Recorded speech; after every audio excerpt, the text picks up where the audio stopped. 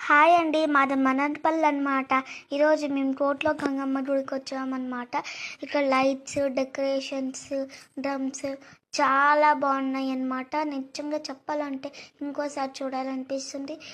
అసలు చెప్పాలంటే ఎంత బ్యూటిఫుల్గా ఉందంటే చెప్పేదానికి కాదు, అంత ఒక్కసారి చూసానే ఏంటి ఇంత బాగుంది, ఇంకోసారి చూడాలనిపిస్తుంది, అంత బాగుంటుంది.